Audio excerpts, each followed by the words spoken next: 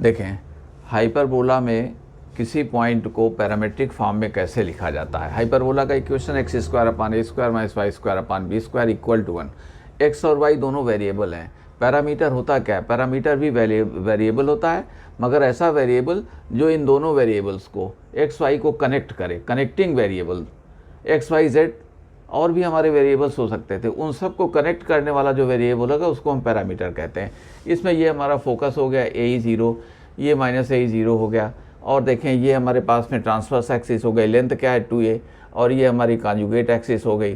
तो ये हमारे पास यहाँ पर ये b, तो आप देख रहे हैं कि यहाँ से सपोज करें कि इस तरह से ये b, तो ये बी डैश नाम देना चाहिए था, हमने नहीं लिखा है, कोई बात नहीं। b हमारे पास में सेमी, ये लिख दिया हमने 2a ट्रांसवर्स एक्सिस, ये 2b कॉन्जुगेट एक्सिस इस तरह से, ओके। और अब देखें X square plus Y square equal to A square. अगर आप ये सेमी ट्रांसवर्स एक्सिस रेडियस लेकर के सेंटर सी ये सर्कल बनाते हैं तो इसको हम बोलते हैं ऑक्सिलरी सर्कल, ओके।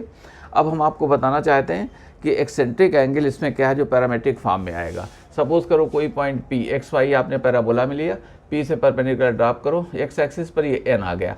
अब इस सर्कल पर एक टेंजेंट ड्रा करिए N से, तो ये NT हमारी टेंजेंट हो गई, ओके। अब C को ज्वाइन कर दो इस पॉइंट ऑफ कॉन्टैक्ट से T से, तो CT जो एंगल एक्स एक्सिस के साथ में बनाती है वही हमारा एक्सेंट्रिक एंगल फाई कहलाता है।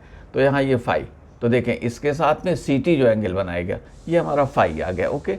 ये 90 डिग्री हो गया। अब हमें ये कहना, तो ये कोऑर्डिनेट क्या है x, CN हमारा x हो गया, तो CN upon A equal to क्या हो जाएगा, सेक फाई हो जाएगा। देखें फाई के अपोजिट क्या है, ये परपेंडिकुलर, ये क्या है हाइपोटेन्यूज, ये क्या है बेस, तो दिस CN यानी हाइपोटेन्यूज अपान बेस ये क्या हो जाएगा, सेक फाई हो जाएगा।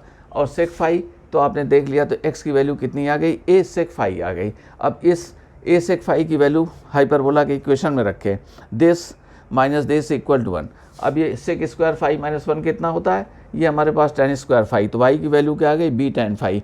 इस तरह से हम कहना चाहते हैं कि a sec phi b tan phi. कोई जनरल पॉइंट सपोज करना है तो इससे एक अननोन रह जाएगा, a सेक फाई और ये कामा b tan फाई। अब कभी लोकस निकालना है तो आप सेक स्क्वायर निकाल दो, tan स्क्वायर निकाल दो, sec square minus tan square क्या हो जाएगा 1, वहाँ से आपका लोकस हो जाएगा। तो रिमेंबर